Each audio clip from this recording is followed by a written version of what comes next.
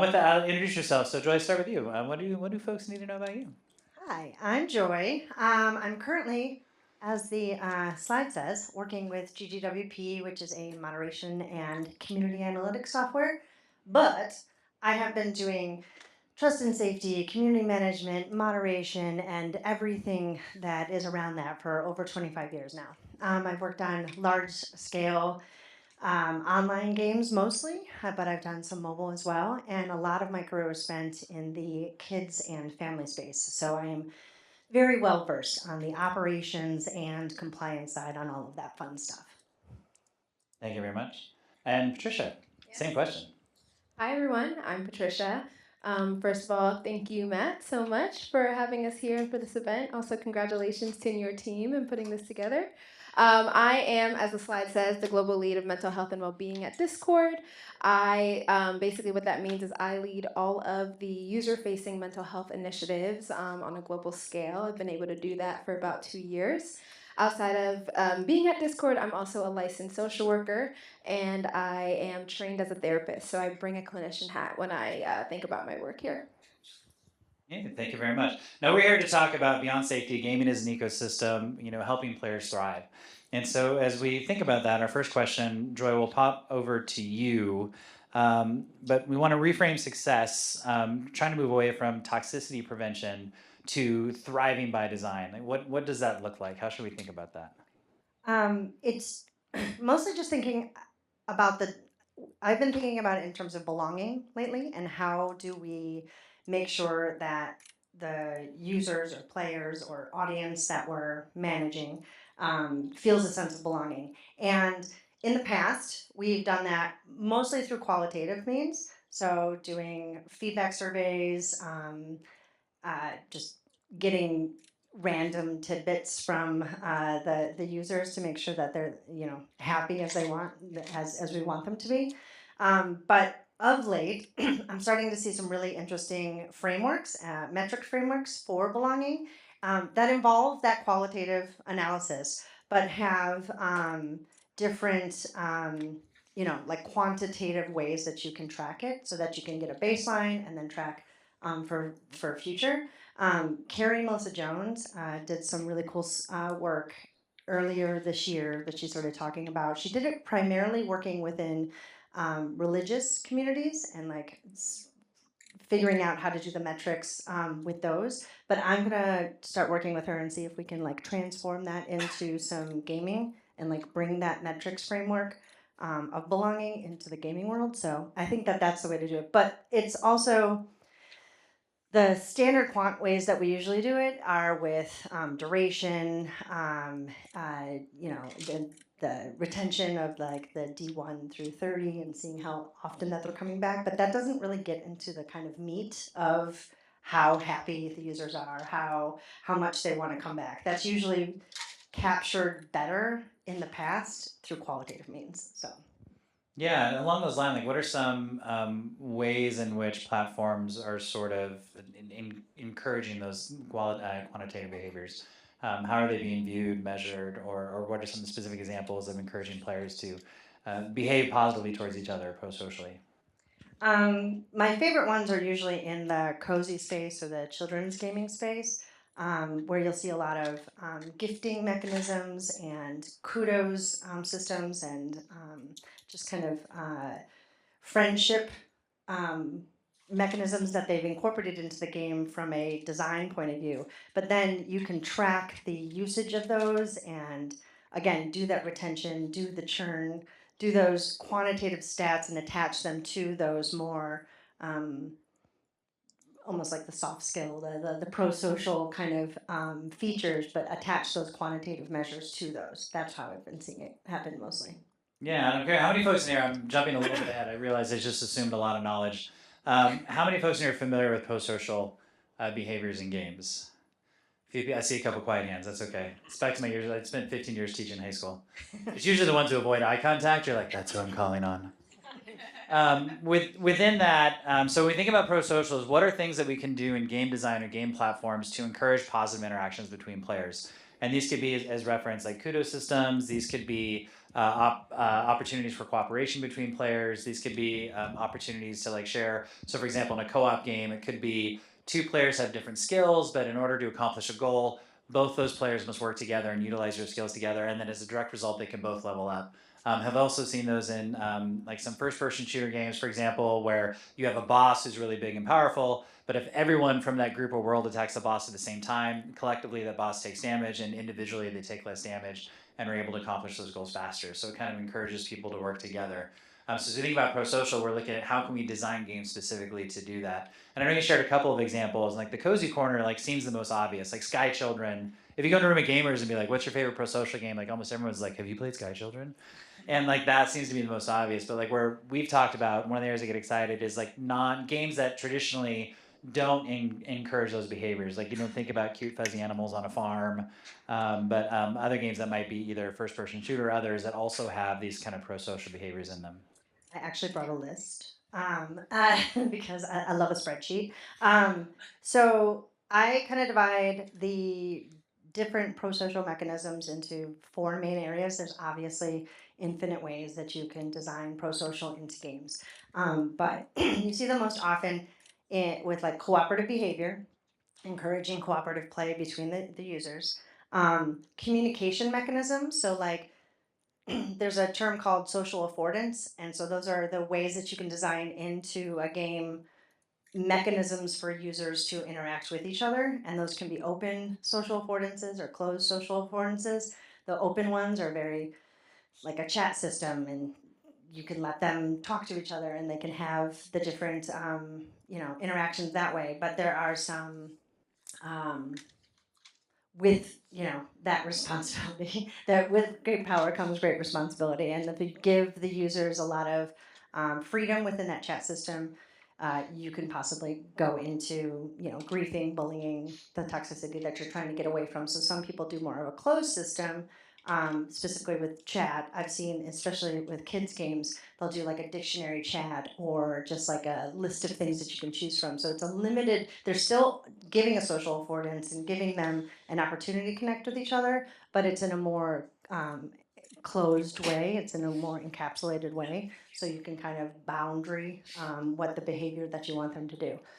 So that's one of that comes when. And then matching, another really cool way that you can build pro-social in is through matching mechanisms. So some games will match players who have similar play patterns together, or they can match more seasoned players who have opted into helping newer players so that they can have that kind of experience. You have to be careful in all of these designs that you're thinking through the worst case scenario as well as the best case scenario, because players can figure out a way to get around all of the wonderful pro-social design that you put in there. But we've seen really great matchmaking examples, even in the first-person shooters and their real-time strategy sort of the games.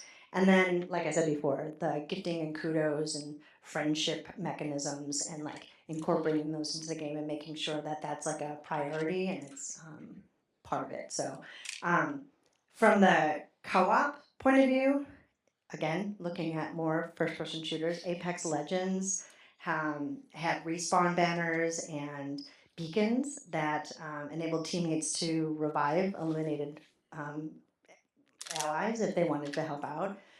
Battlefield 5 had a squad revive as well. Halo Infinite had up to 4 players can play the campaign together with shared collectibles, assisting scaling and areas of operation bounds to keep teams like cohesive together. Rainbow Six had some co-op features. They had a down but not out feature where they could use smoke and cover and special gadgets sometimes to help revive other players. So just and then oldie but goodie StarCraft.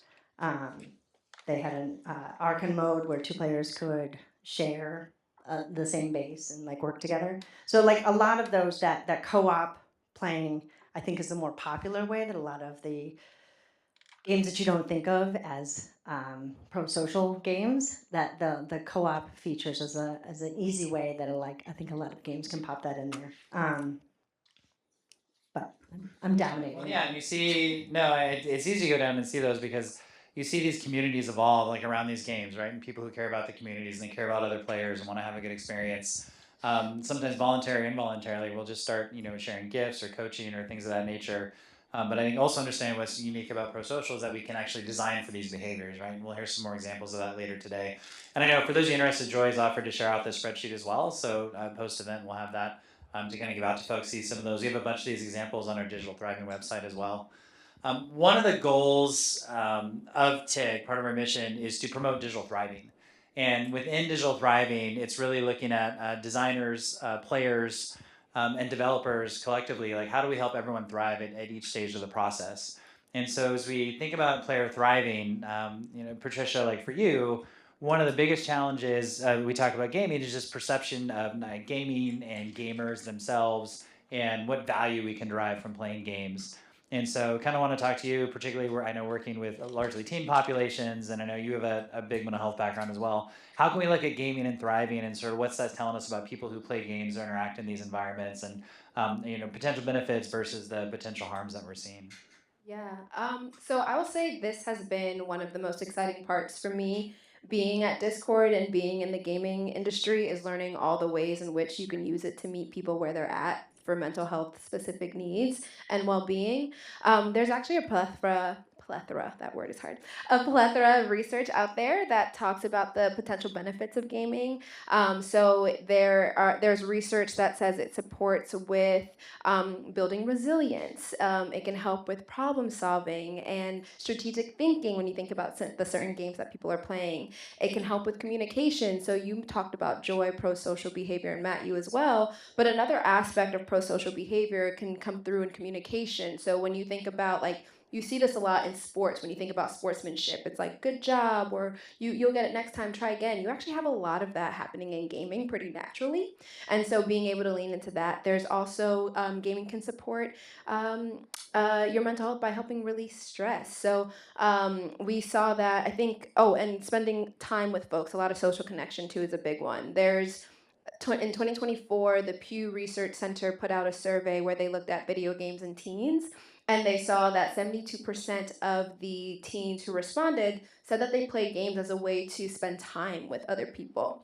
So that social connection is still important, although it might look different for us. We think about social connection happening in person, but we have to realize that we're working with a new generation where, we talk about them being digital natives. Like the relationships and the communications that they're having online are really meaningful to them. And there are a number of people who rely on online communication and social interaction for a number of reasons. And then going back to the mental health aspect of stress release. So we saw that in our own research at Discord, we put out a report last year where we surveyed about 1,200 U.S. players or folks who played games, ages 13 to 35 plus, and one of the questions was asking them to select all the activities they do to help support their mental health. And we saw that the number one activity that was ranked there was playing games online at 66%. Now, exactly like you said, Matt, there can also be potential harms, and too much of anything can be a bad thing. And so I want to make sure that we're always having that very honest conversation.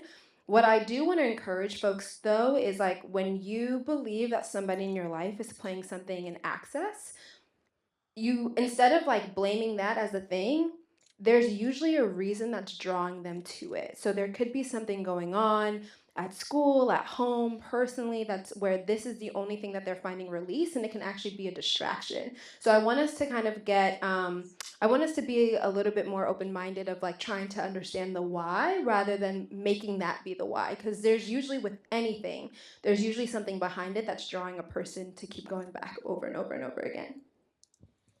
Yeah, and I think one of the things you shared with me recently, like along those lines, that I'm really excited about is one is that do you consider yourself a gamer? And then two, kind of what has your relationship with gaming been like these past few years? Yeah, so I used to play games when I was growing up. So I always tell the story that when the PlayStation first came out, my mom got my sister and I the console, and my mom was like, yeah, this thing's expensive, so have fun with the demo disc. And we played the demo disc over and over and over again. And then I had a Game Boy because I liked Pokemon, but then I just kind of dropped it. And then recently, when I got to Discord, again, because I leaned into so much of the research and I learned about all these benefits, I was like, it's really important for me to see for myself. So I ended up getting a Switch, and I'm a huge cozy gamer. I love cozy games, and it's something that I can do after a long day. I also was recently sharing that I have a long distance friend where we have decided to have monthly co-op games, gaming nights. So we are playing Overcooked, and I am terrible, but I'm practicing for our next month, and it's brought back just like this childlike joy and wonder for me. And the people in my life that I've been able to encourage to get into gaming themselves, like when my friends come over, I'm like, here's my Switch, get 30 minutes, play with it. And so many of my friends have been like, yeah, I just got a Switch, so what game should I play? So I would consider myself a gamer. I love it. Yeah, echoing that. It's funny. So my son is very particular in his games. He loves Roblox. Sometimes I'll go back to Minecraft. We were in Fortnite for a bit. He doesn't care about that anymore. And now, I don't know if you played Hades, which is very popular about a year, and Hades 2 just came out. And so what's nice, it's kind of, I mean, it's similar. I would equate it like if you're like playing catch with a baseball, something else. We'll sit there on the couch, take turns playing Hades, and then just have conversations about the characters, about the game itself. And it could walk like, what is your day like? What are the games you're playing? What is your strategy like? And it just creates those moments to connect. And I know in some way I'm going to have his attention at that point. So I think being able to play games together and sharing that. And then also when we're done, I could be like, all right, go walk the dogs. And then so we can kind of have that balance and stuff in there. So that's always really exciting. I encourage people to try and play. My daughter, not a gamer, and yet she's on her iPad all day doing like little puzzle games and solitaire and cars. I'm like, you're a gamer. She's like, shut up, I'm not my brother. So trying to find that balance, I think, and understanding. Like, I think we all play games in some way, but understanding what that looks like can be very different. But that was a lot of fun to play. Games are fun. That's why we play them. Next question. So I'm going to brag a little bit on behalf of Joy because she's been working around gaming for over 20 years. Has done community management, game like all like the early. I think going back to like Club Penguin, right? Like been around a bit. And within that community management, as we think about architecture and designing communities and managing communities, what are some of the design patterns and things that we can reference when it comes to helping communities thrive? Um, a lot of the things that you do with your kids. So whenever anybody asks me, like, my kids are going crazy on this game or they're addicted to this game or I'm worried about the toxicity in this game, I'm like, are you sitting down and playing with your kid, and are you talking to them? Are you having them narrate what they're doing so that you understand what their thought process is while they're playing, and like understand where they're coming at? Like if your child might be the bully, so that's a good thing to find out if like they react to other players that way. And so taking those kind of concepts into community management is where I usually start. So how do you do that? If you have a small enough game, or if you have mechanism within your game where you can actually have community managers and staff members inside of the game, kind of displaying the culture that you want the players to have. I always do that if I when I'm launching a game, and if it's like a very small volume of users playing, I usually try to have staff members in there who are visibly as staff. They're not posing as children. They're actually staff members, and we come up with some way that makes sense within the culture of the game for them to be there. But they're out there espousing the cultural tenets that we want the community to have, that we've developed beforehand so that we can bring that into the game. So that's one way of doing it. When you get to scale and you're at a higher place where you can't have staff members in there being like, hi, do you understand what the rules of the game are? Do you understand we need to be nice to each other? When you can't have that, incorporating contextual messaging into the game to make sure that the rules and the social contract that you've developed for your players is not just something that they check a box on when they're registering and they're going in. Having signposts, having activities that are surrounded around the culture that you're trying to, and the vibe that you're trying to create within the world, um, and having activities that bolster what those tenets are. And even in the communications that you're doing, say if they fill out a report on someone or they're doing a customer service, taking every opportunity where you have a communication opportunity with the players to be able to reinforce whatever that culture and that your vibe that you're having is. Um, and then as a community manager person, if I have access to the product team or the game design team, being able to have them on board with what those tenants are so that they can use those as inspiration for new activities that they're doing. As much as you can have the folks that are in charge of the vibe inside each of the different meetings, whether it's in the engineering team or the product team or the game design team.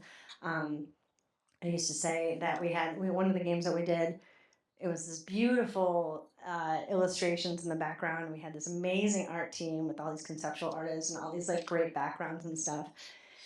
And obviously, it was a kids' game, so I didn't want any kind of inappropriate things. And it was a very, shall we say, naive culture that I was working within. So, like a lot of the adults who were working in the office didn't really have, sordid teen years that they had gone through. So I was the one who was able to be like, even the designs, I'm like, some of those designs are a little marijuana-y. Maybe we want to get away from those. The ferns are looking a little pot leaf style. And so just like even any way that you can incorporate because if you have something that looks like that, they will your users will launch on something that's not supposed to belong instantly and then turn it into something that's like a meme culture that's part of it, um, in games specifically.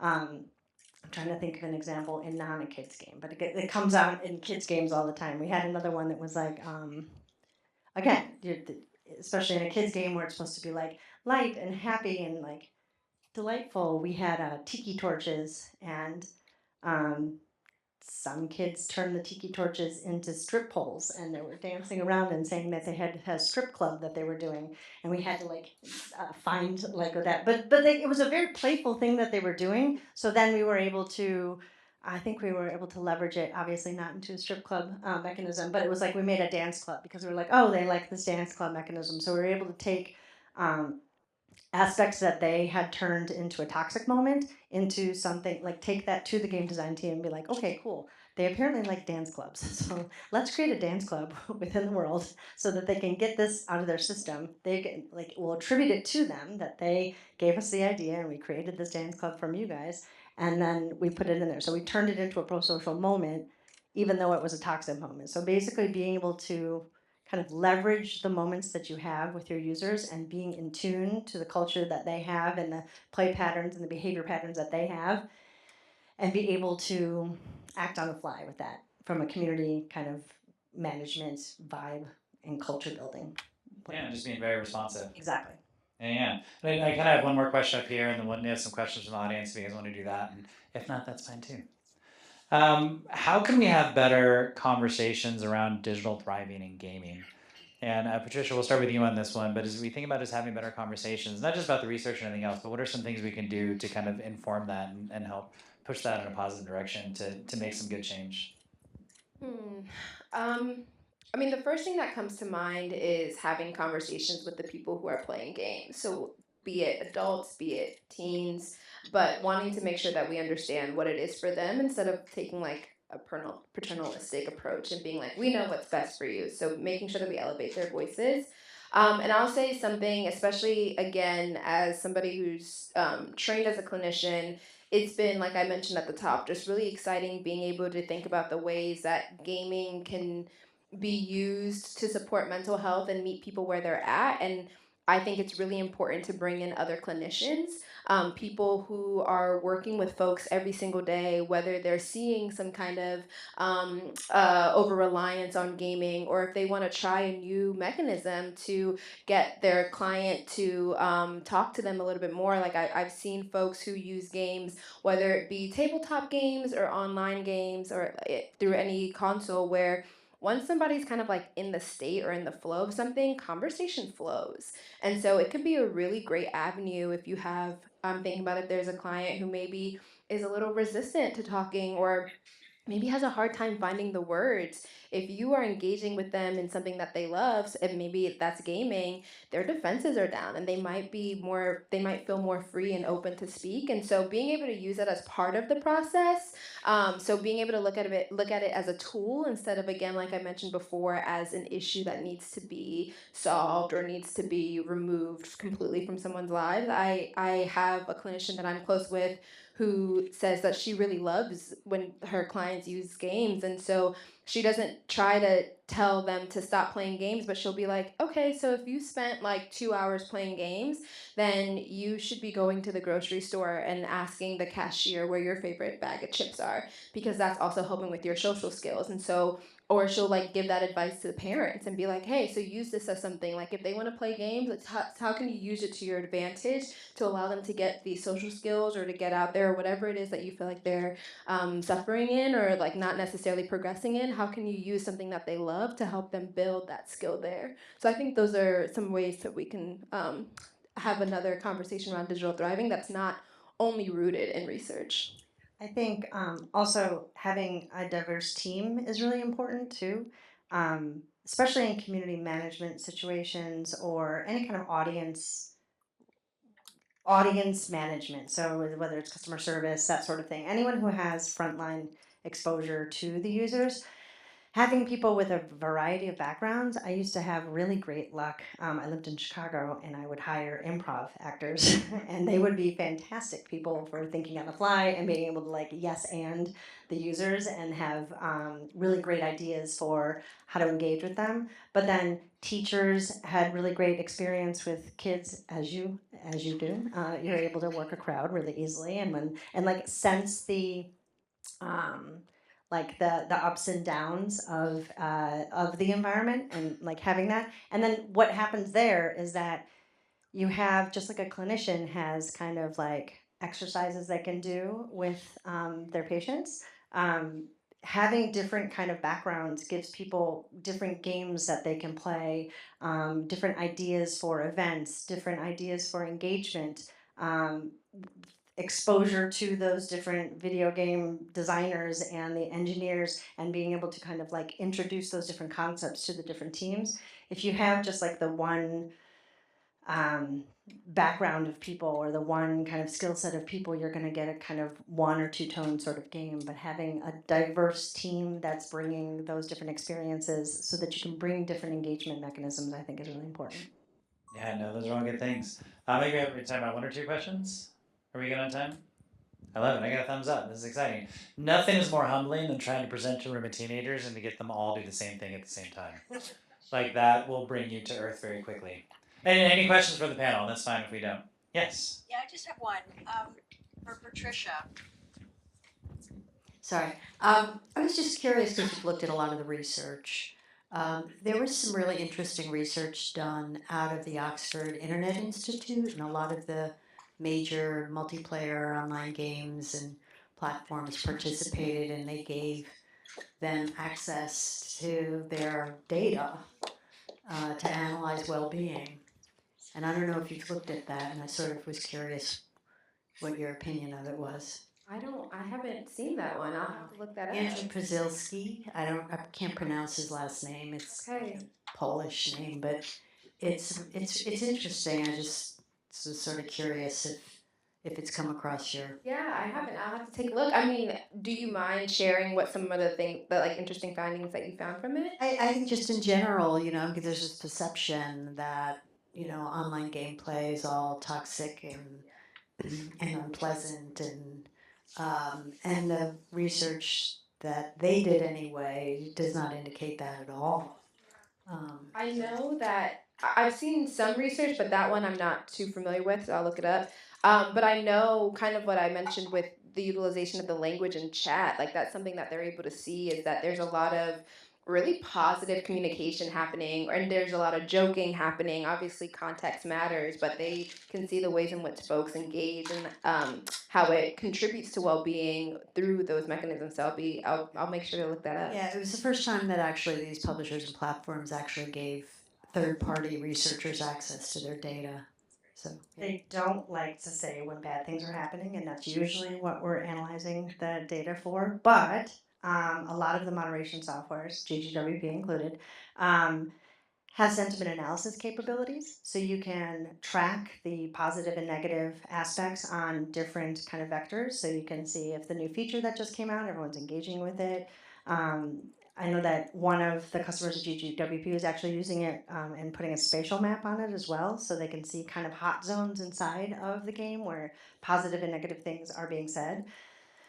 And I think with the push of pro-social, especially from the data point of view, I think we can probably get more companies to share if we're talking about the pro-social and the positive kind of things that are happening.